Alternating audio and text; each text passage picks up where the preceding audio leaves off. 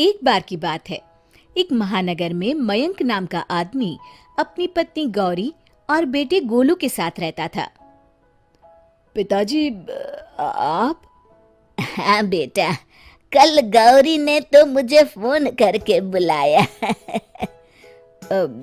अच्छा पिताजी, आराम कर लीजिए थोड़ा। पिताजी आराम करने अपने कमरे में चले जाते हैं, लेकिन मयंक गौरी के पास जाकर उससे पूछता है, गौरी, तुमने बाबूजी को बुलाया? हाँ, मैंने उन्हें कल ही फोन किया था। इतनी जल्दी आ गए? पर क्यों? गोलू को स्कूल ले जाना, लाना, सब्जी लाना, किराना लाना, पौधों में सुबह शाम पानी डालना, ये सब न तुम्हारे बस का है न मेरे। और इस महंगाई में नौकर रखना तो जैसे पॉसिबल ही नहीं है। हाँ, और नौकर पर इतना भरोसा भी तो नहीं कर सकते। हाँ, तभी तो।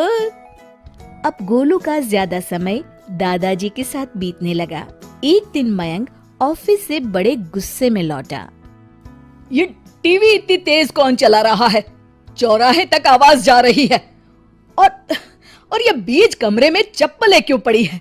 रखने की तमीज नहीं है। मैं अभी हटा देती हूँ। तुम क्यों हटाओगी? जिसकी चप्पल है वही हटाएगा। बाबूजी, बाबूजी! अरे, ये बाबूजी की चप्पल गोलू ने ही पहनी थी, उससे छूट गई होगी। वो तो बच्चा है, बाबूजी तो हटा सकते थे ना। आप हाथ मुंह धो लीजिए, मैं चाय लेकर आती हूँ। ये लीजिए चाय। बाबूजी, ये आपकी चाय। तभी पीछे से गोलू दौड़ते हुए आता है और दादाजी के गले में हाथ डाल देता है। अरे अरे गोलू, बेटा जल ना जाए हाथ। राम गोपाल जी ने चाय का कप दूर तो कर दिया, पर झटका लगने से वो गिरकर टूट गया। ओ, ये क्या किया बाबूजी? क्या हुआ बेटा? क्या हुआ? और तुम में तमीज है कि नहीं? बाबूजी को स्टील के गिलास में चाय देनी चाहिए थी ना। आप ठीक कहते हैं जी, आज से बाबूजी को स्टील के बर्तनों में ही खाना दूंगी।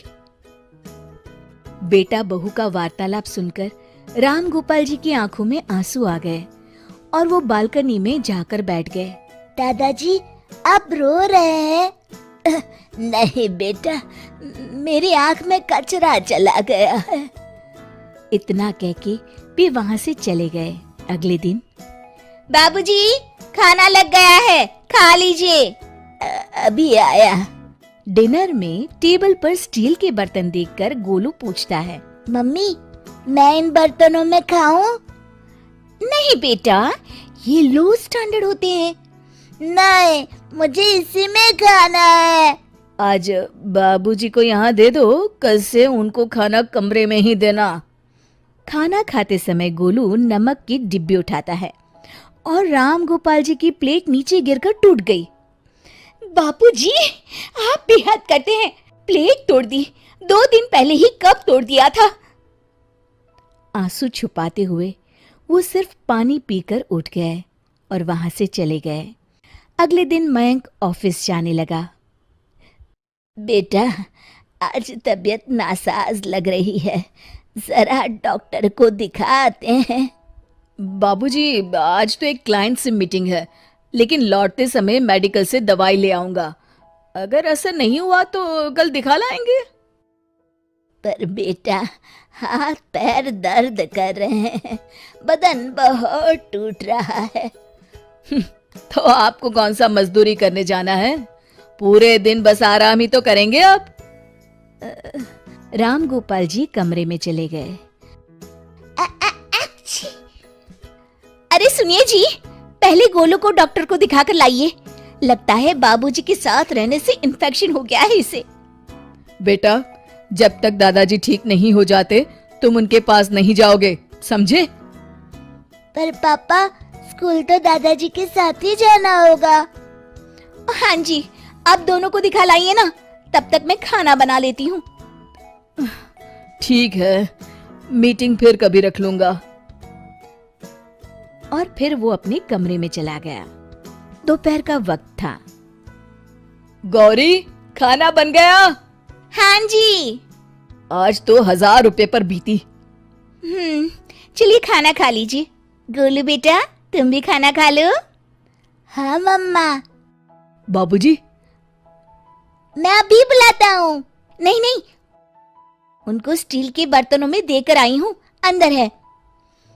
पर स्टील के बर्तनों में क्यों? बेटा, जब कोई बूढ़ा हो जाता है ना, तो उनको स्टील के बर्तनों में खाना दिया जाता है। अल्ली, अब तो मेरी बेटी का बर्थडे आने वाला है। बोलो क्या चाहिए तुम्हें गिफ्ट में? हाँ बेटा, बोलो ना। माँ, पापा, मुझे स्टील के बर्तन चाहिए। स्टील के बर्तन? वो क्यों भला? वो इसलिए कि जैसे ही आप लोग बूढ़े हो, मैं फौरन आपको उन बर्तनों में खाना देने लगूंगा। फिर मैं और आपकी बहू आपकी ऐसी बेइज्जती ना करे जैसे आप लोग दादाजी की। ये कहकर गोलू रोने लगा। गौरी और मयंक उसकी बात सुनकर सन्न रह जाते हैं। मयंक जल्दी से कमरे की तरफ दौड़ा और बाबूजी के पैर पकड़कर बोला, बाबूजी, मुझे माफ कर दीजिए। बाबूजी को अपने साथ टेबल पर बिठाया और खुद ही उसे खाना परोसने लगा। शिक्षा: हमें अपने माता पिता का और बड़ों का हमेशा सम्मान करना चाहिए।